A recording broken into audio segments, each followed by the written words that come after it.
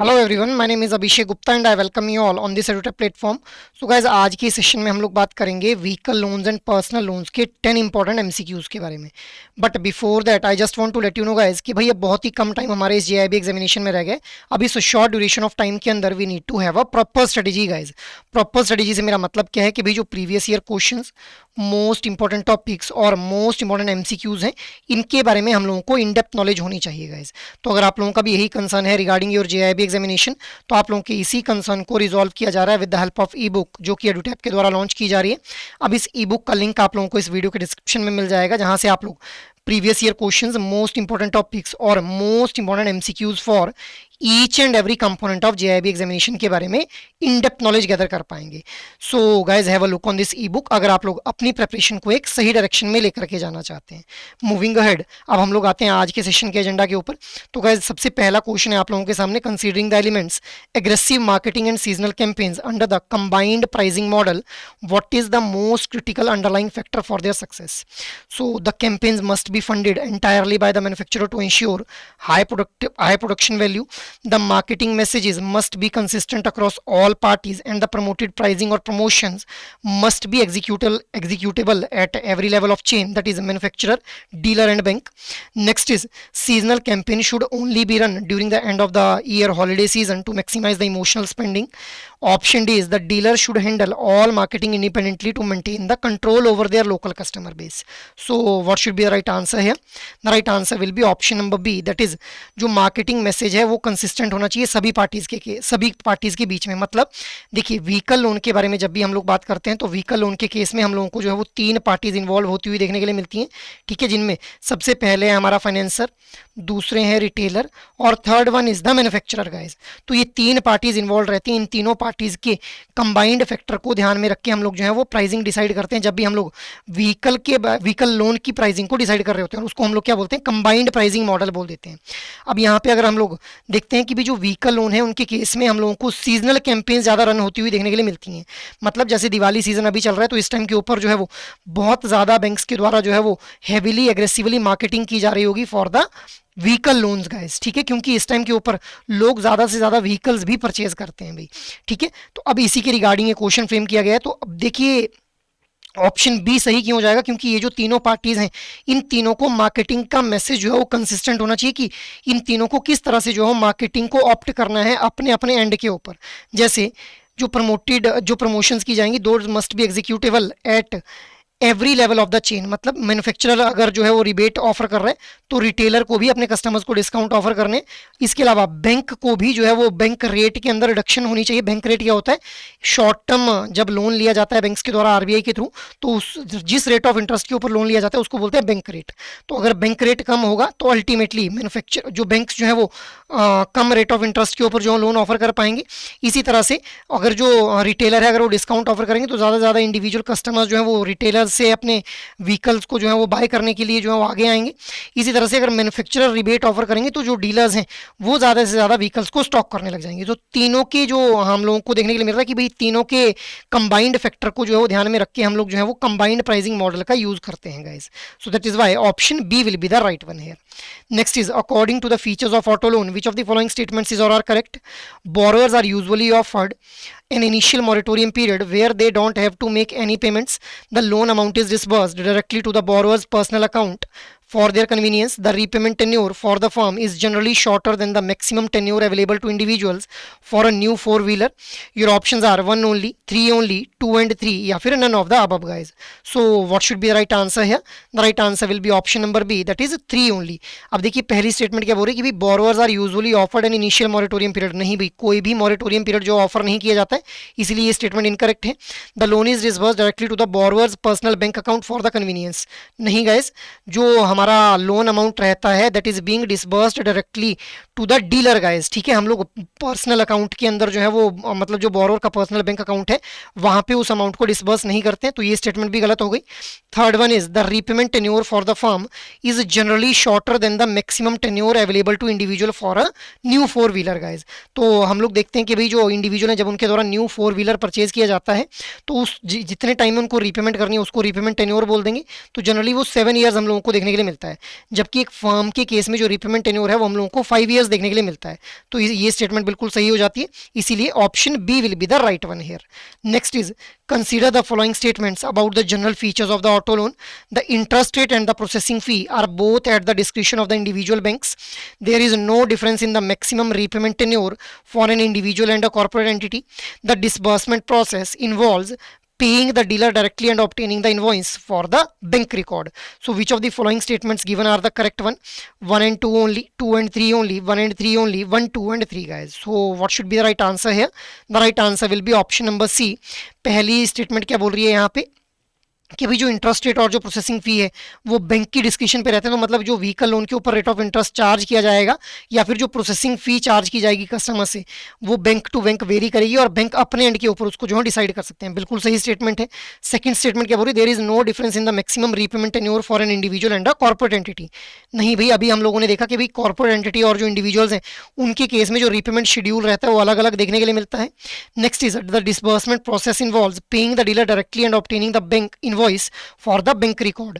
तो जो डिसबर्समेंट है लोन की व्हीकल लोन के केस में हम लोगों को देखने के लिए मिलता है कि भाई जो डीलर है उस तक अमाउंट जो है डायरेक्टली डिसबर्स कर दिया जाता है और बदले में बैंक के द्वारा जो है वो इनवॉइस ले ली जाती है सो दैट रिकॉर्ड एक मेंटेन किया जा सके for the transaction with that particular dealer guys. ठीक है, इसीलिए option C will be the right one. Next is regarding the purpose and security of the loan which of the following statements is or are correct? So loans can be sanctioned for the purchase of any vehicle including those requiring a heavy duty license. The primary security for the loan is the hypothecation of the vehicle being financed. The bank ensures the borrower's net take home pay after proposed EMI does not fall below 40 to 50% of their gross income. Your options are 1 and 2 only, 2 and 3 only, 1 and 3 only, 1, 2 and 3 guys. So what should be the right answer here? The right answer will be option number B, that is 2 and 3 only. अब देखिए पहली statement incorrect क्यों हो जाती है? क्योंकि यहाँ पे बोला जा रहा है कि भाई लोन जो व्हीकल लोन है वो सैंक्शन किया जा सकता है किसी भी तरह की व्हीकल को परचेज करने के लिए including those requiring heavy duty licence. तो देखिए गाइस हैवी ड्यूटी लाइसेंस हम लोग देखते हैं कि भाई जब भी बस वगैरह ड्राइव करनी रहती है या फिर ट्रक्स को ड्राइव करना रहता है तो वहाँ पे हैवी ड्यूटी लाइसेंस की रिक्वायरमेंट रहती है। तो अब व्हीकल लोन जो है वो ऐसे व्हीकल्स को परचेज करने के लिए नहीं दिया जा सकता है जहाँ पे हैवी ड्यूटी लाइसेंस की रिक्वायरमेंट रहेगी, तो इसीलिए ये स्टेटमेंट जो इनकरेक्ट हो जाती है। सेकंड स्टेटमेंट क्या बोल रही है? The primary security for the loan is the hypothecation of the vehicle being financed. तो जिस व्हीकल को जो है वो फाइनेंस किया जा रहा है बैंक के द्वारा उसी की हाइपोथिकेशन जो है एज अ सिक्योरिटी रख ली जाएगी व्हीकल लोन के केस में। This statement is absolutely correct. Third one is the bank ensures that the borrower's net take-home pay after the proposed EMI does not fall below 40 to 50% of their gross income. तो जो एक individual है उसने जो loan के लिए request किया हुआ तो उस लोन की जो EMI है उनको पे करने के बाद उसकी जो मिनिमम टेक होम सैलरी होनी चाहिए that should be 40 to 50% of their total income guys. So this statement is also correct. That is why option B will be the right one here.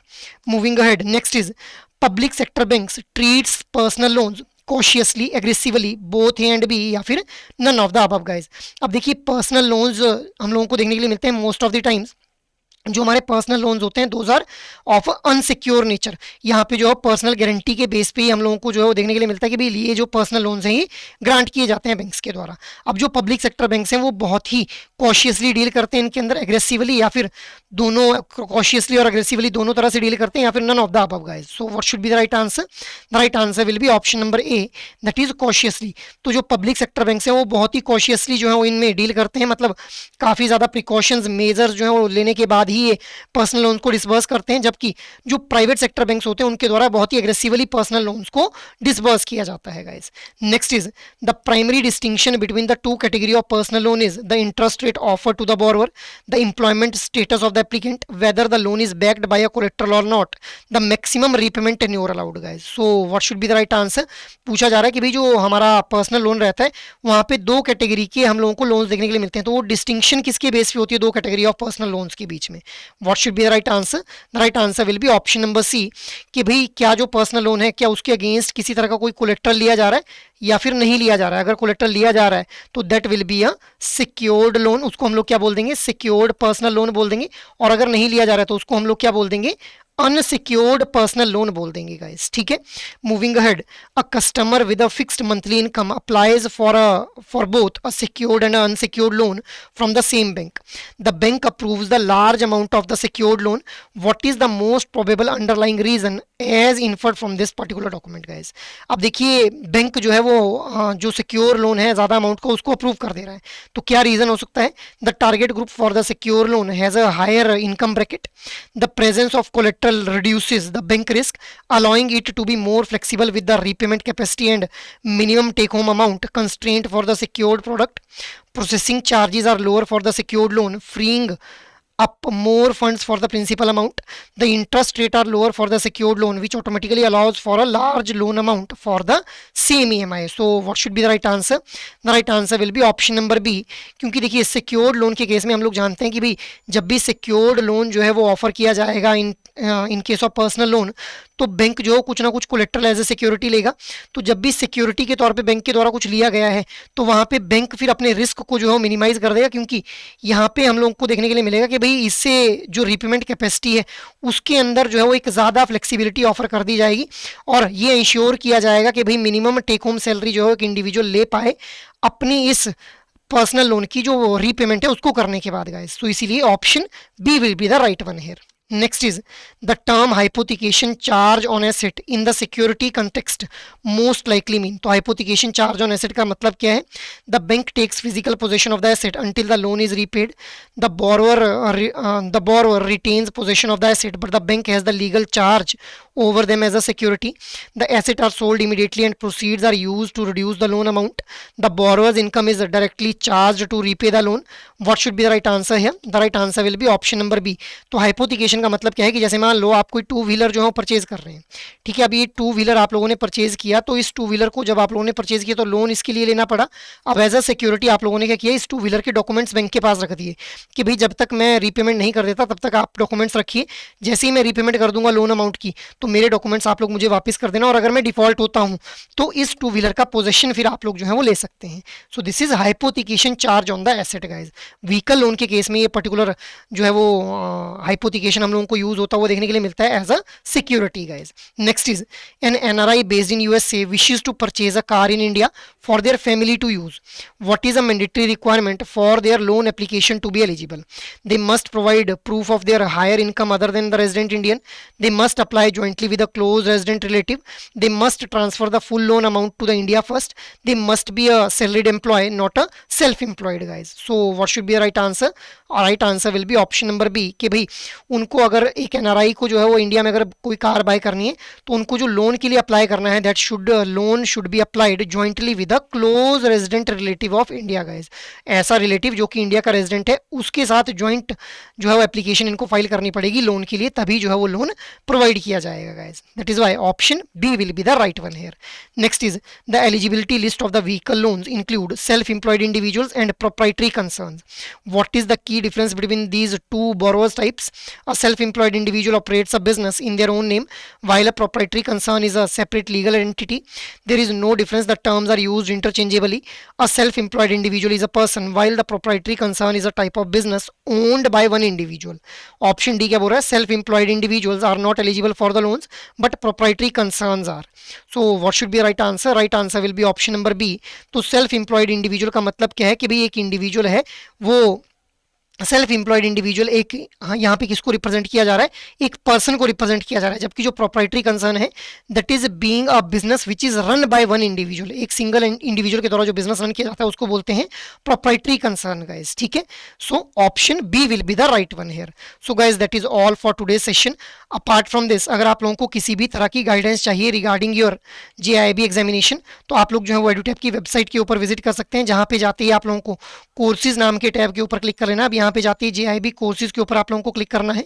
After clicking on the JIIB courses जैसे ही आप लोग scroll down करेंगे तो यहाँ पे आप लोगों को JIIB के लिए कंप्लीट मास्टर कोर्स देखने के लिए मिलेगा, जिसके अंदर आप लोगों को IFS, PPB, RBWM और AFM चारों कंपोनेंट्स के लिए लाइव क्लासेस, कंसेप्ट नोट्स और मॉक टेस्ट ऑफर किए जा रहे हैं। तो you can have a look on this comprehensive course अगर आप लोग एक कॉम्प्रिहेंसिव प्रेपरेशन करना चाहते हैं।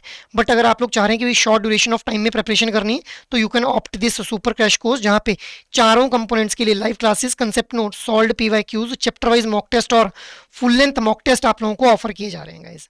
अपार्ट फ्रॉम दिस, अगर आप लोग चाह रहे हैं कि भाई हर एक कंपोनेंट में, जैसे आप लोगों को पता है मॉड्यूल्स देखने के लिए मिलते हैं, तो एक सिंगल मॉड्यूल को एक सिंगल वीडियो के थ्रू ही कवर करना है, you can opt for this bankers capsule course, जहां पे चारों कंपोनेंट्स के लिए concept classes, concept note, solved PYQs, full length test और चैप्टर वाइज मॉक टेस्ट आप लोगों को ऑफर किए जा रहे हैं गाइस। अपार्ट फ्रॉम दिस, अगर आप लोग चाह रहे हैं कि भाई इंडिविजुअल बैंकर कैप्सूल कोर्स में खुद को एनरोल करना है, जहां पे इंडिविजुअल कंपोनेंट की ही मॉड्यूल वाइज वीडियोस को आप लोग जो एक्सेस करना चाह रहे हैं, तो you just need to click on this single option, और यहाँ से आप लोगों को IND-IFS, PPB, AFM और RBWM चारों कंपोनेंट्स के लिए जो है वो इंडिविजुअल बैंकर कैप्सूल कोर्स देखने के लिए मिल जाएंगे। Apart from this, you can also have access to these individual component master courses of IND-IFS, PPB, AFM and RBWM guys। इसके अलावा अगर आप लोगों को लग रहा है कि आप लोगों की प्रेपरेशन कंप्लीट है, अब आप लोगों को इवैल्यूएशन करनी है अपनी, तो इसके लिए आप लोग जो टेस्ट सीरीज में खुद को एनरोल कर सकते हैं, जहां पे आप लोगों को चारों कंपोनेंट्स के लिए solved PYQs, full length mock test और चैप्टर वाइज मॉक टेस्ट जो है वो ऑफर किए जाएंगे guys. So you can have a look on these particular courses guys, अगर आप लोग किसी भी तरह की गाइडेंस चाहते हैं regarding your GIB preparation. So that is all from my side for this particular session. I hope ये सेशन आप लोगों को अच्छे लग रहे हैं। अगर एक्चुअल में ये सेशन आप लोगों को पसंद आ रहे हैं तो इन सेशंस को लाइक, शेयर और सब्सक्राइब कर लें, और अगर आप लोगों की कोई भी क्वेरी हो तो आप लोग मेल कर सकते हैं hello@edutap.co.in के ऊपर। जय हिंद।